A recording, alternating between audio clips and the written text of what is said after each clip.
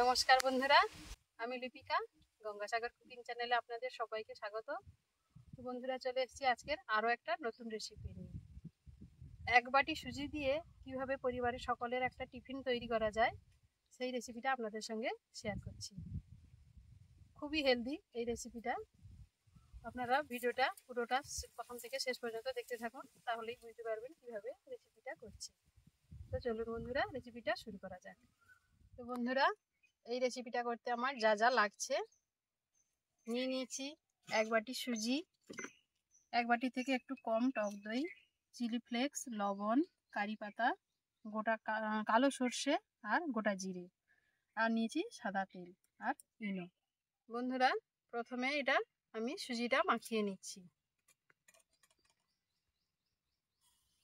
নিয়ে নিলাম এক বাটি সুজি আর টক দই। পরিমাণ মতো লবণ দিয়ে দিচ্ছি।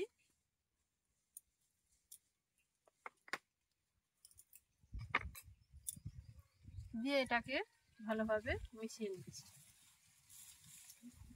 সুজি আর টক দইটা ভালোভাবে মিশিয়ে নিচ্ছি।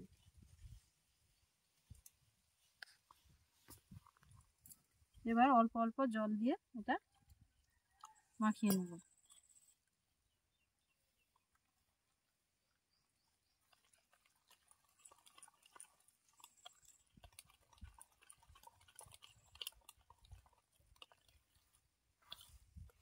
এটা চাল গুঁড়ো দিয়ে বা চাল বেটে এটা করা যায়। আমি এটা শুধু সুজি দিয়েই করছি। এটা খুব চটজলদি করা যাবে। দইয়ের বাটিটা ধুয়ে আর একটু জল দিয়ে দিচ্ছি।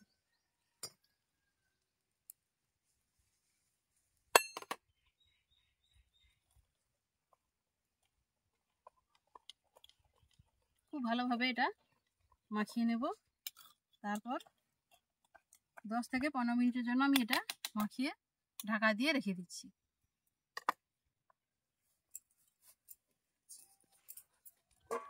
এইটাতে মেশানোর জন্য একটা তড়কা লাগবে।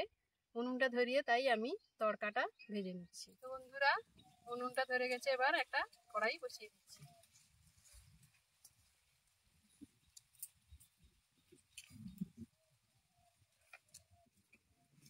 কড়াইতে দিয়ে দিচ্ছি সাদা তেল।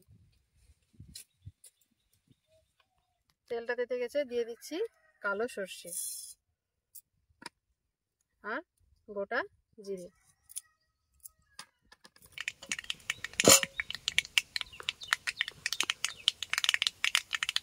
সর্ষেটা ভাজা হয়ে গেছে, এবার কারি পাতাটা দিয়ে দিচ্ছি। কারি পাতাটা দিয়ে খুব বেশি সময় নাড়বো না, তাহলে কালারটা নষ্ট হয়ে যাবে তাড়াতাড়ি।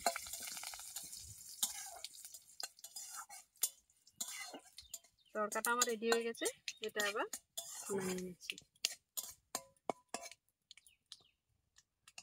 আর একটা কড়াইতে জল বসিয়ে দিয়েছি। এবার ব্যাটারটা কেমন আছে খুলে দেখে নিই। সুজিটা প্রায় জলটাই টেনে নিয়েছে।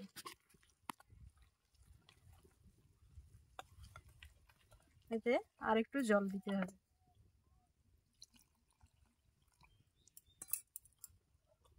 জলটা দিয়ে খুব ভালোভাবে এটা মিশিয়ে নেব।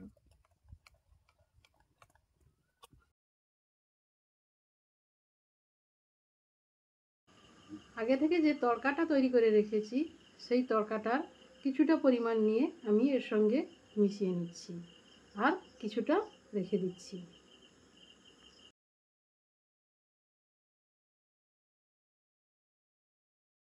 এটাতে যে কেউ কোনো সবজিও দিতে পারে। ছোটো ছোটো করে যদি সবজিটা দেওয়া যায় এটা খেতে আরও ভালো লাগবে। আমি এমনি শুধু সুজিটা দিয়েই দিচ্ছি।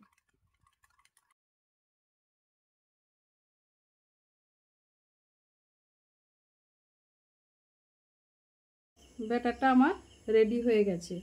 এবার আমি এর মধ্যে ইনোটা দিয়ে দেব। এই ইনোটা আমি কেটে রেখেছি। তবে ইনোটা দেওয়ার আগে আমি থালাতে একটা তেল ব্রাশ করে নেব, কেননা ইনো দেওয়ার পর বেশিক্ষণ রাখা যাবে না, ওর কাজটা নষ্ট হয়ে যাবে। সেই জন্য থালাতে আমি একটু সাদা তেল দিয়ে ব্রাশ করে নিচ্ছি। খুব ভালোভাবে এটা ব্রাশ করে নিতে হবে। এবার এর মধ্যে আমি ইনোটা দিয়ে দিচ্ছি। ইনোটা দিয়ে এর মধ্যে অল্প একটু জল দিয়ে দিচ্ছি, দিয়ে খুব ভালোভাবে এটা মিশিয়ে নেব। এটাকে খুব ভালোভাবে মিশিয়ে নিতে হবে।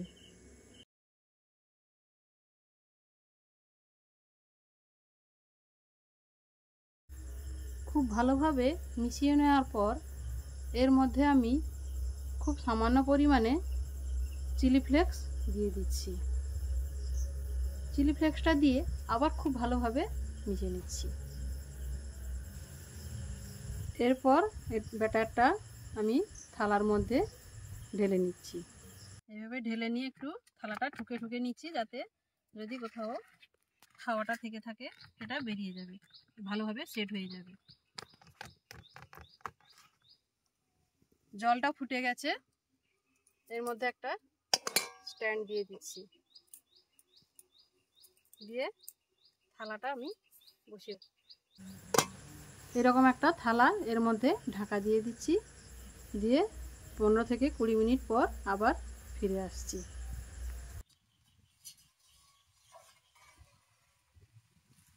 টিফিনটা হয়েছে কিনা একবার চেক করে দেখুন। এরকম একটা কাঠি নিয়েছি, এই তো কাঠির মধ্যে লেগে নেই মানে এটা আমার রেডি হয়ে গেছে। তাই এটা এবার আমি নামিয়ে নেব।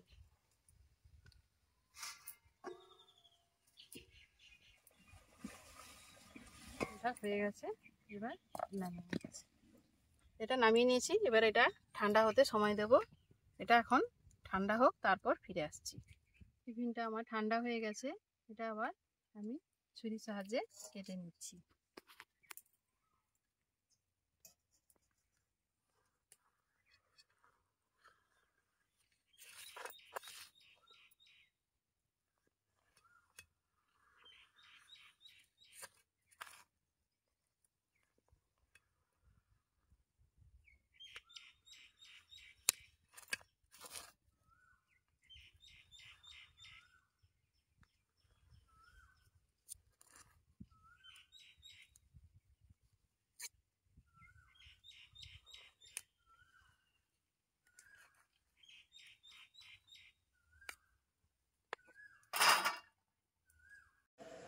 শুধুমাত্র এক বাটি সুজি দিয়ে কত সুন্দর স্পঞ্জি টিফিনটা তৈরি হয়েছে দেখুন বন্ধুরা, খেতেও কিন্তু খুবই টেস্টি।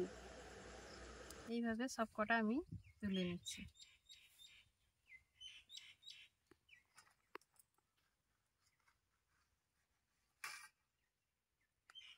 আর কিছুটা যে তড়কা আমি কাটিয়ে রেখে দিয়েছিলাম সেইটা একটু ডেকোরেশন করে দিচ্ছি।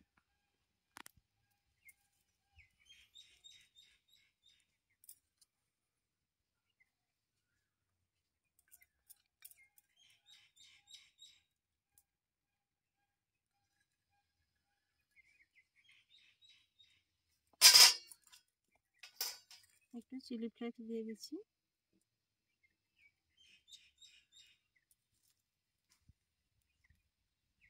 তো বন্ধুরা, এক বাটি সুজি দিয়েই কতটা হেলদি একটা টিফিন তৈরি করে ফেললাম।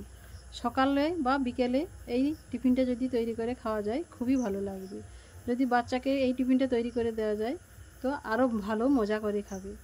তো এটার সঙ্গে অনেক রকম চাটনি করে খাওয়া যায়, আমি এটা টমেটো কেচাপের সঙ্গেই পরিবেশন করলাম। তো বন্ধুরা, রেসিপিটা যদি ভালো লাগে অবশ্যই লাইক কমেন্ট শেয়ার করবেন। ইউটিউব থেকে দেখলে অবশ্যই চ্যানেলটি সাবস্ক্রাইব করবেন, আর ফেসবুক থেকে দেখলে অবশ্যই পেজটি ফলো করে সঙ্গে থাকবেন। নমস্কার।